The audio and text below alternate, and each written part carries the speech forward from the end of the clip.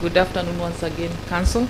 Good afternoon, Commissioner. I've gone through your sample writings. You shared with us academic papers on environment and land control, and you also and ADR, and submissions on review of grants at NLC. Looking at them, they demonstrate a well-grounded legal mind with strong doctrinal competence, precise issue identification, and high analytical depth. You are able to link law into facts and make proper use of precedents. The structure, they are complex issues, but you structure them well. You are able to distill issues competently, coherently, and come up with well-grounded conclusions. So I commend you for that. And looking at the papers and the sample writing you shared, they demonstrate a blend of transformative constitutionalism and pragmatic reformist. So I don't know whether I'm right or wrong with that conclusion. So I'll ask you a question on something different from what you have been asked, is on carbon markets. What's your understanding of carbon markets, and what are the main challenges for carbon markets in Kenya? And what would be the role of ELC in addressing some of those challenges you'll have identified?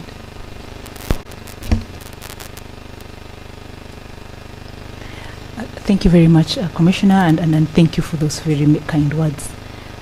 Commissioner, carbon markets, I'd say, is an instrument that allows countries to be able to meet their nationally determined contributions, also commonly known as NDCs. So this is a market area that allows people to trade their carbon offsets and to also be able to trade their carbon credits. So the credit will be the currency for which is a surplus, and the offset will be the negative that they need to be able to trade. Now, the challenges that face carbon markets, I'd indicate maybe at the Kenyan level, in Africa and generally, because in Africa it's different with the global scope. I'd say in Kenya and in Africa, I'd highlight four challenges, Commissioner. The first one would be a governance challenge.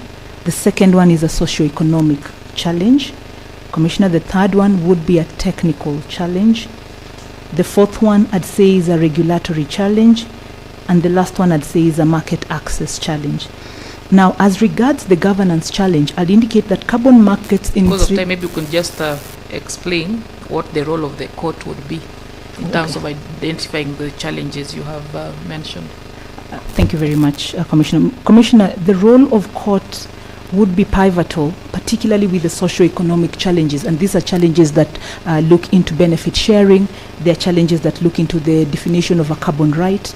There are challenges that look into land grabbing and consent itself, which is also known in the carbon market environment as the community development agreements.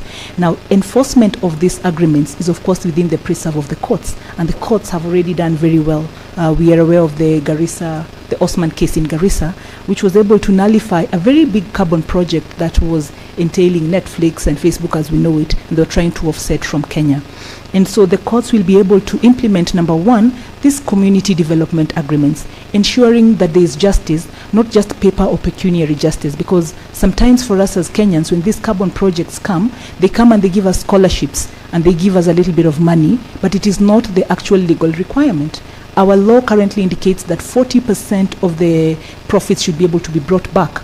I was interacting with people from Kajiado the other day in one of the conservancies. They're saying, we're happy we're getting scholarships.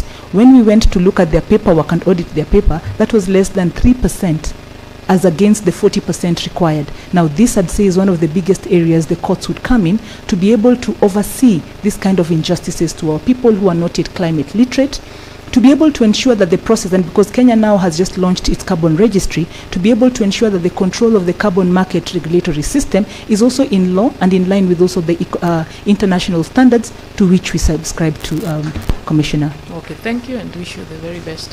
Thank you very much, Commissioner.